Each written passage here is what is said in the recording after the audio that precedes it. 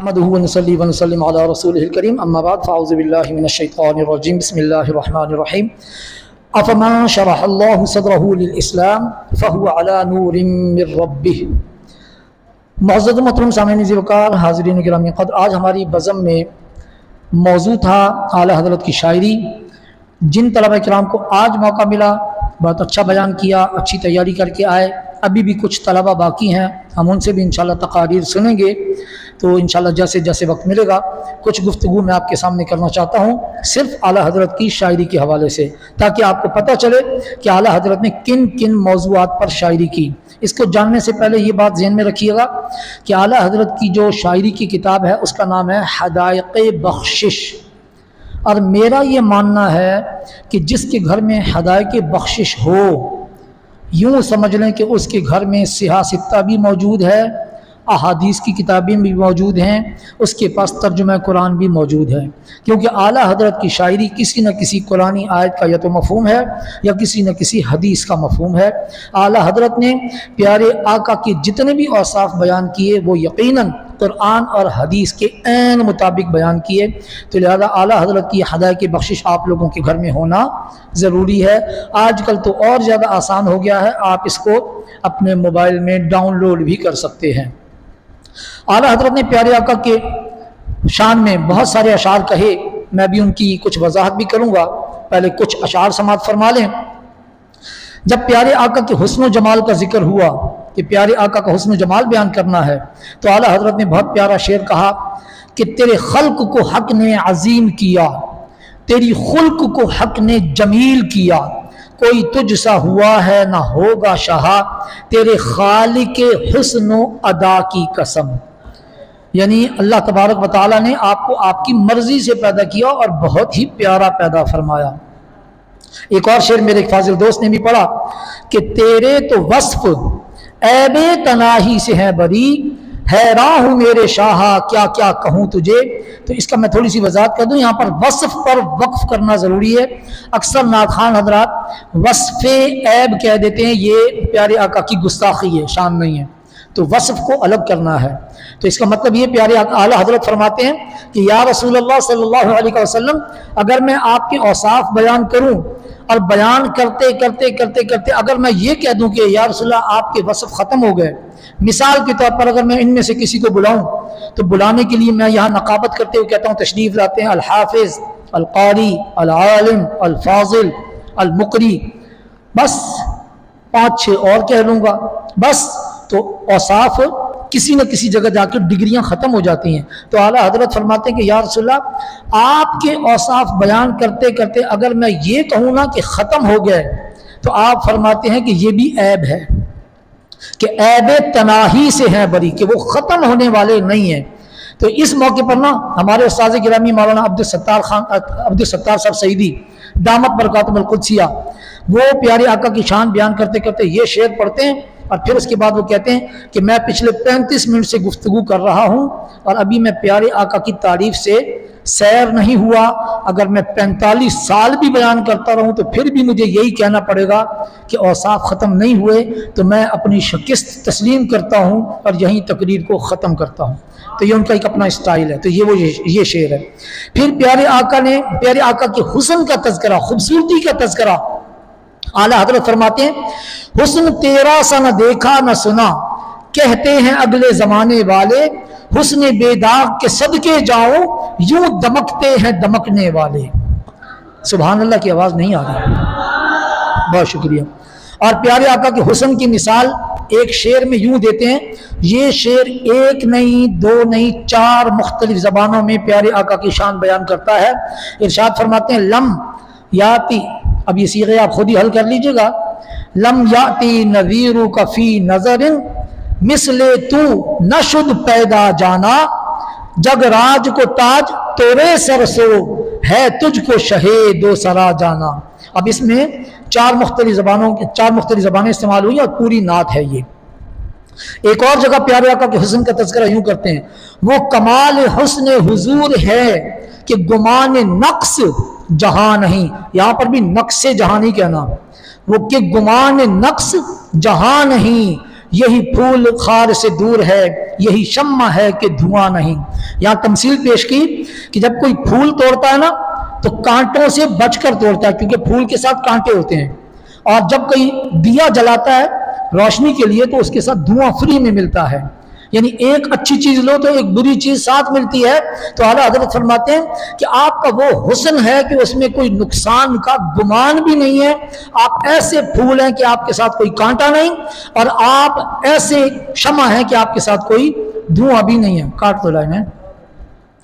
پھر اس کے بعد پیارے آقا سے محبت، اس قدر محبت کہ آپ پیارے آقا کی محبت کے حوالے سے یہ شعر کہتے ہیں کہ لحد میں عشق کے رخ شاہ کا داغ لے کے چلے، اندھیری رات سنی تھی چراغ لے کے چلے، کہ ہمارے دل میں جو پیارے آقا کی محبت کا ایک داغ ہے نا، وہ داغ اس لیے ہم نے سجائے ہوا ہے کہ یہ داغ نہیں ہے، ایک چراغ ہے، اور یہ ہم قبر میں اس لیے لے کے جا رہے ہیں تاکہ وہاں پر ایک روشنی ہو جائے۔ اسی طرح اعلیٰ حضرت سے کسی نے پوچھا کہ آپ کے استاد کون ہیں، آپ نے شاعری کس سے سیکھی؟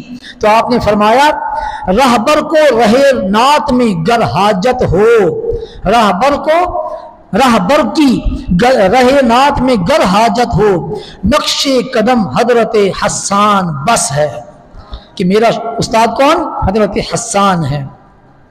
اور یہ ایک شعر کا ترجمہ بھی ہے کہ اعلیٰ حضرت نے پیارے آقا کے بارے میں جو اشعار کہے کہ ارشاد ہوتا ہے کہ لم ارا قبلہ ولا بعدہ، کہ جبریل امین نے کہا تھا نہ میں نے آپ سے پہلے کسی کو دیکھا نہ آپ کے بعد کسی کو دیکھا۔ تو یہ اعلیٰ حضرت کی شاعری بھی اسی ٹاپک پر ہے، اور مثال یوں پیش کرتے ہیں کہ تیرا قد تو نادر دہر ہے، کوئی مثل ہو تو مثال دے۔ یا رسول اللہ ہم آپ کی مثال دے ہی نہیں سکتے، آپ کی مثال بن ہی نہیں سکتی۔ نہیں گل کے پودوں میں ڈالیاں کہ چمن میں سر وہ چما نہیں، کہ آپ اتنے خوبصورت ہیں کہ نہ ہم کسی پھول کے ساتھ آپ کی مثال دے سکتے ہیں، نہ کسی پودوں کے ساتھ دے سکتے ہیں، نہ کسی اور خوبصورت چیز کے ساتھ آپ کی مثال دے سکتے ہیں، آپ سب سے زیادہ خوبصورت ہیں۔ پھر پیارے آقا کی انگلی، اب یہ انگلی کا ذکر کرنے سے پہلے نا میں آپ کو یہ بتا دوں کہ اعلیٰ حضرت کا ایک سلامیہ کلام ہے جس کو مصطفیٰ جامع رحمت کے نام سے آپ جانتے ہیں، اس کے بارے میں بھی انشاءاللہ گفتگو ہوگی۔ بہت سارے اس کے اشعار ہیں، اور ان اشعار کو اگر دیکھا جائے نا قصیدہ سلامیہ میں 167 اشعار ہیں، اور اس اشعار میں پیارے آقا کی پوری سیرت اور پورا جسم بیان ہو گیا ہے، ایک ایک چیز کا ذکر ہے۔ تو اس میں سے آج میں آپ کو پیارے آقا کے حسن کے حوالے سے ایک شعر سناتا ہوں کہ پیارے آقا کے انگلیوں کا ذکر بھی ہے، اس میں ناخن کا ذکر بھی ہے، ہاتھ کا ذکر بھی ہے، ناک کا ذکر بھی ہے، زبان کا ذکر بھی ہے، دانت کا ذکر بھی ہے، پیارے آقا کے پورے جسم اطہر کا ذکر ہے۔ قصیدہ سلامیہ آپ پڑھیں مصطفیٰ جامع رحمت تو اس میں ساری چیزیں آپ کو مل جائیں گی۔ تو ایک شعر آپ کی نظر کہ آپ کی انگلی نے کون سا شعر تھا وہ؟ ناخنوں کی بشارت پہ لاکھوں سلام، یہ والا شعر آتا ہے نا، وہ یہاں نہیں لکھا ہوا۔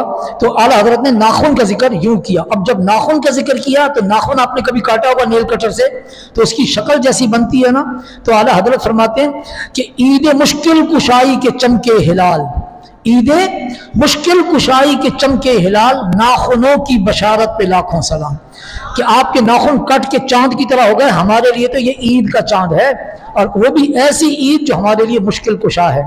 تو جب چاند کا ذکر ہوا نا تو پھر ساتھ ہی ساتھ انگلی کا بھی ذکر ہوا، تو ایک دو اور شعر بھی سماعت فرما لیں کہ برقِ انگشت نبی چمکی تھی اس پر ایک بار، کہ آپ کی جب آپ نے انگلی کا اشارہ کیا تو چاند ٹوٹ گیا، تو اس کو شعر میں یوں بند کرتے ہیں برقِ انگشت نبی چمکی تھی اس پر ایک بار، آج تک سینہ مہ میں ہے نشان سوختہ۔ آپ ذرا چاند کو کسی دن اپنے موبائل سے زوم کر کے دیکھیے گا، خصوصاً جس کے پاس آئی فون ہو، زوم کر کے دیکھیے گا آپ کو چاند کے اندر جلے ہوئے نشان نظر آئیں گے۔ تو اعلیٰ حضرت فرماتے ہیں وہ اس لیے جل گئے تھے کہ پیارے آقا کی انگلی کی برق گری تھی، وہاں پر بجلی گری تھی، تو اس کی وجہ سے چاند بھی جل گیا کہ آج تک سینہ مہ میں ہے نشان سوختہ، جلا ہوا نشان آج بھی اس کے سینے میں موجود ہے۔ اور پھر ایک اور جگہ آپ فرماتے ہیں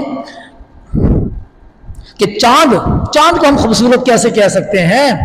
چاند تو خود آپ کے پاؤں کو چومنا چاہتا ہے، چاند تو خود چاہتا ہے کہ میں پیارے آقا کے قدموں تک پہنچ جاؤں، اعلیٰ حضرت کیا فرماتے ہیں کہ رخ انور کی تجلی جو کمر نے دیکھی، رخ انور کی تجلی جو کمر، چاند کو کہتے ہیں، کمر نے دیکھی، رہ گیا بوسائے دہے نقش کفے پا ہو کر، کہ بس اس کو یہ خواہش پیدا ہو گئی کہ میں نے جس کی تجلی دیکھی ہے کاش کہ میں اس کے پاؤں چوم لوں۔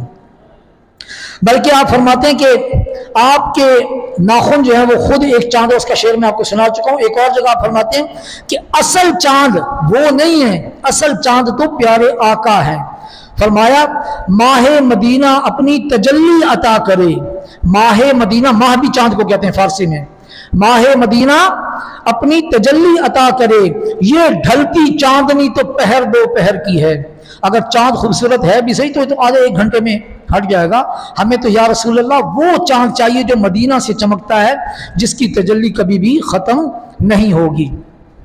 پھر اس کے بعد فرماتے ہیں کہ آپ کے آگے سب کچھ ختم۔ یہ جو چاند ہے نا، چاند خود روشنی لیتا ہے سورج سے، تو اعلیٰ حضرت کیا فرماتے ہیں، خورشید تھا کس زور پر، خورشید کہتے ہیں سورج کو، خورشید تھا کس زور پر، کیا بڑھ کے چمکا تھا کمر، کیا بڑھ کے چمکا تھا کمر۔ ایک طرف سورج کی روشنی، ایک طرف چاند کی روشنی، دونوں اپنی آب و تاب کے ساتھ چمک رہے ہیں۔ تو پھر اچانک کیا ہوا، بے پردہ جب وہ رخ ہوا، یہ بھی نہیں وہ بھی نہیں۔ جب پیارے آقا نے تھوڑا سا گھونگھٹ اٹھایا، سورج نے بھی منہ چھپا لیا، چاند نے بھی چہرہ چھپا لیا کہ نہیں، ان کے سامنے ہم نہیں چمک سکتے۔ تو یہ ہے پیارے آقا، اور اس پر حدیثیں بھی موجود ہیں۔ یہ پیارے آقا کا یہ شعر جو ہے اعلیٰ حضرت نے ایسے نہیں کہہ دیا کہ ایک دفعہ صحابہ کرام بیٹھے تو ایک صحابی اسی طرح سارے بیٹھے تھے نا، تو ایک صحابی بار بار پیارے آقا کو بھی دیکھیں، چاند کو بھی دیکھیں، تو پیارے آقا یقیناً تھوڑا سا ڈسٹرب ہوئے کہ میں خطاب کر رہا ہوں تو یہ اوپر نیچے دیکھ رہا ہے۔ پوچھ لیا کیا دیکھتے ہو، کہنے لگے یا رسول اللہ سامنے چاند کھڑا ہے، میں آپ کو بھی دیکھ رہا ہوں، میں یہ دیکھ رہا ہوں کہ کس کی چاندنی زیادہ ہے، تو میں یہ فیصلہ کرنے میں کامیاب ہو گیا کہ آپ کی چاندنی چاند کی چاندنی سے کئی گنا بڑھ کر ہے۔ اور اس پر ایک اور دلیل بھی موجود ہے، سیدہ کی سوئی گم ہو گئی، گھر میں وہ ڈھونڈ رہی تھی نیچے ہاتھ پھیر کے کہ مل جائے کپڑے سیوں، کہ پیارے آقا تشریف لائے، تو جب اپنی بیوی کو اس طرح جھکے ہوئے زمین پر ٹٹولتے ہوئے دیکھا نا، تو آپ کی ہنسی نکل گئی۔ جیسے ہی ہنسی نکلی، ہنسی نکلتے ہی حدیث کے الفاظ ہیں، فوراً سیدہ نے فرمایا مل گئی۔ اب پیارے آقا نے پوچھا کیا مل گئی، کہتے جیسے آپ مسکرائے میری سوئی کے اوپر وہ آپ کا شیڈ پڑا تو مجھے سوئی مل گئی، آپ کی چمک سے میری سوئی مجھے مل گئی۔ تو چاند کیا چیز ہے، پیارے آقا خود چمکدار ہیں۔ اچھا، پھر آپ کے حسن کے حوالے سے ایک اور شعر، وہ جو ہمارے کسی عزیز نے پیش بھی کیا، غالباً ایوب صاحب نے، یہ پتہ نہیں کس نے، شاید سعد بھائی نے، کہ حسن یوسف پہ کٹی مصر میں انگشت زنا، سر کٹاتے ہیں تیرے نام پہ مردان عرب۔ یہاں پر 4 استعارے پیش کیے گئے ہیں، 4 چیزیں پہلے شعر میں، 4 دوسرے شعر میں۔ پہلے شعر میں جو 4 چیزیں، ایک ہے حسن، ایک ہے حضرت یوسف علیہ السلام، ایک ہے کٹی، ایک ہے مصر، اور 5واں ہے انگشت یعنی انگلیاں، وہ بھی عورتوں کی۔ یہ 5 چیزیں پیش ہوئی کہ 5 چیزوں کا پہلے شعر میں ذکر، دوسرے شعر میں ان کے مقابلے میں کہ یہاں پر تھا انگلیاں، انگلیوں کے مقابلے میں آ گیا سر، وہاں تھا کٹی، کٹ گئیں انجانے میں، یہاں ہے کٹاتے ہیں اپنی مرضی سے، وہاں ہے زنا، یہاں ہے مردان، وہاں ہے مصر، یہاں ہے عرب۔ تو یہاں پر یہ کتنا زبردست استعارہ ہو گیا، اور وہاں ہے حسن، یہاں ہے صرف نام۔ دیکھا نہیں ہے پیارے آقا کو، دیکھنا تو اور چیز ہوتی ہے نا، حسن دیکھ لیا، ابھی حسن نہیں دیکھا، صرف نام سنا ہے سر کٹانے کے لیے، ہم بھی تیار ہیں، آپ تیار ہیں؟ صرف بغیر دیکھے نام سن کر۔ تو اگر عورتوں نے حسن دیکھ کر انگلیاں کٹا لی تو وہ کمال نہیں، یہاں تو صرف نام پر، وہ بھی عورتیں نہیں مرد، وہ بھی مصر کی نہیں عرب کی، جو کہ عرب کے انتہائی جری جوان ہوتے ہیں، وہ اپنا سر کٹانے کے لیے تیار ہو جاتے ہیں، انگلیاں بھی نہیں سر کٹانے کے لیے تیار ہو جاتے ہیں۔ تو یہ استعارہ پیش کیا۔ اسی طرح ایک مرتبہ اعلیٰ حضرت جو ہے نا وہ حج پہ جانے لگے، تو جب کوئی حج پہ جانے لگتا ہے تو لوگ پوچھتے ہیں نا، ہاں بھائی کیسے جا رہے ہو، تو کیا کرایہ لگا، تو کیا تیاری ہے، تو وغیرہ وغیرہ۔ تو ایک شخص نے آپ سے آ کے پوچھا کہاں جا رہے ہیں، تو آپ نے کہا میں مدینہ جا رہا ہوں۔ کیا کہا؟ مدینہ جا رہا ہوں۔ تو اس بندے نے کہا کہ سیزن تو حج کا ہے، تو آپ حج کرنے نہیں جا رہے؟ انہوں نے کہا نہیں، جا تو میں مدینہ رہا ہوں، ٹائم ملا تو حج بھی کر لوں گا، ٹائم ملا تو حج بھی کر لوں گا، کہ اصل المراد حاضری اس پاک در کی ہے، ان کے طفیل حج بھی خدا نے کرا دیے، ان کے طفیل حج بھی خدا نے کرا دیے، اصل المراد حاضری اس پاک در کی ہے۔ یہ اعلیٰ حضرت کی شاعری پر میں نے چند ایک شعر وہ سلیکٹ کیے جو آپ کے خطبہ حضرات نے پیش نہیں کیے تھے، میں نے چند ایک اشعار آپ کے سامنے پیش کر دیے۔ اللہ تبارک و تعالیٰ قبول و منظور فرمائے۔